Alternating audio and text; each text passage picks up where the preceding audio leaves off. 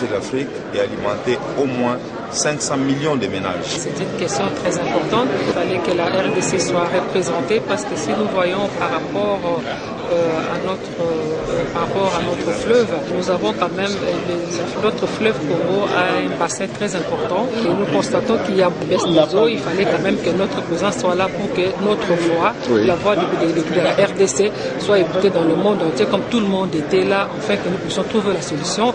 Et s'ils peuvent vraiment mettre le financement pour le Congo, ça serait une bonne chose. Le bassin du Congo est le deuxième poumon écologique mondial. Le deuxième poumon écologique mondial doit parler de lui-même. Ce poumon doit être préservé, protégé, pour que l'humanité puisse en bénéficier, l'humanité tout entière. Effectivement, nous devons constater que le bassin du Congo n'est pas climatique et nous avons des preuves. D'abord, la rivière Bangui, qui aujourd'hui est navigable seulement sur 4 mois sur 12, et pourtant, il y a quelques années, cette rivière pouvait être navigable 11 mois sur 12. Nous avons des problèmes au niveau du fleuve qui se retire dans son lit profond à partir du mois de juin jusqu'au mois d'octobre. Et ça, c'est un problème parce que récemment, on pouvait avoir un débit de 40 000 mètres cubes par seconde. Et cette année, l'année passée, le débit du fleuve Congo est tombé à 26 000 mètres cubes par seconde. C'est un problème que nous devons relever. De prendre conscience que les pays en voie de développement, et notamment les pays africains, seront et sont déjà parmi les premiers touchés par les dérèglements climatiques et parmi les premières victimes.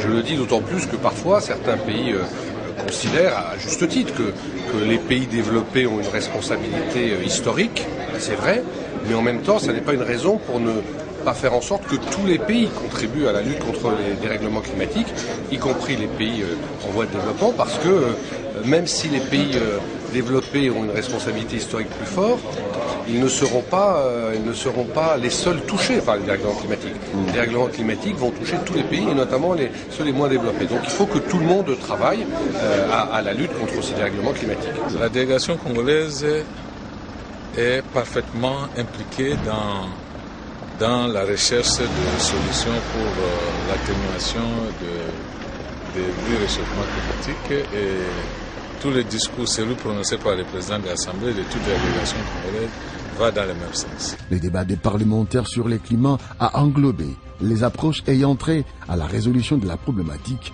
du réchauffement climatique.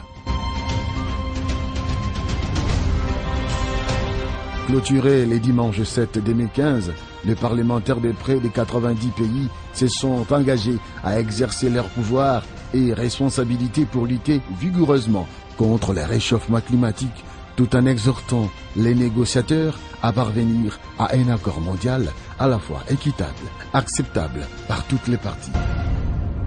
Dans leur déclaration adoptée au terme d'une conférence mondiale de 2 jours organisée à Paris par l'Union interparlementaire et le Parlement français, les parlementaires ont réitéré la nécessité urgente de réduire les émissions de gaz à effet de serre et limiter le réchauffement planétaire à moins de 2 degrés Celsius par rapport au niveau pré-industriel.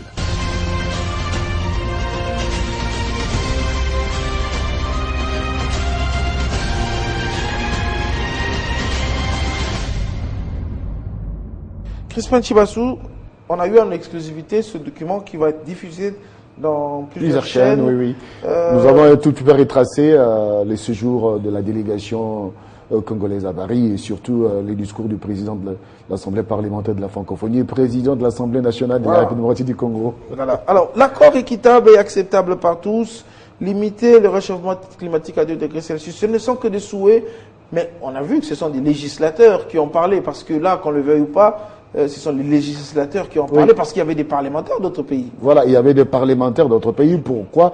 Parce que les législateurs ont la responsabilité, c'est l'autorité budgétaire de chaque pays, et ils ont la responsabilité de contrôler le gouvernement, contrôler l'exécution des accords.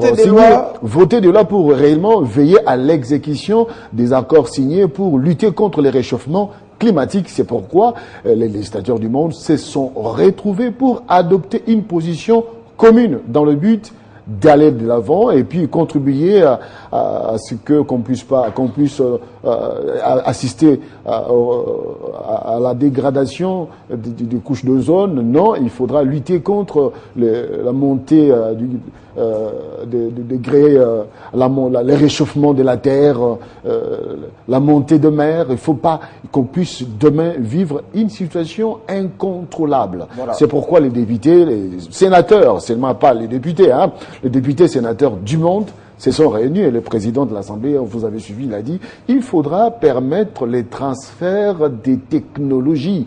Parce que lutter, c'est bien, mais vous allez interdire à cette maman qui se trouve dans le bas-fond de Bandundu pour ne pas, qu'elle ne coupe pas le bois. Comment il va préparer, comment il va vivre. Eh bien, il faut transférer les technologies dans le but de permettre à ce que les gens puissent vivre, mais vivre selon le respect écologique. Voilà. Pour léguer aux générations futures justement un espace terrestre dans un état pur, c'est le souhait de tous. C'est sans même là où la grande attente au niveau de la COP 21, cet accord finalement équitable, acceptable par tous et contraignant aussi pour les grands pollueurs. C'est aussi un des souhaits de tous les pays africains. Il y avait la présence du secrétaire général des Nations Unies, Ban Ki-moon, d'où l'importance de cette conférence des parlementaires du monde organisée par l'Union interparlementaire. Merci Crispin Chibassou, merci à vous d'avoir suivi la première partie de ce grand journal. Dans quelques minutes, donc, Alain Lumumba sur ce plateau pour le journal et Claude Virginie pour la revue de presse. Quant à moi, je vous retrouve donc en deuxième partie pour le journal des sports, pour annoncer le journal des sports qui sera présenté par Valdo Simoyaba. Restez sur Télé 50 pour vous informer.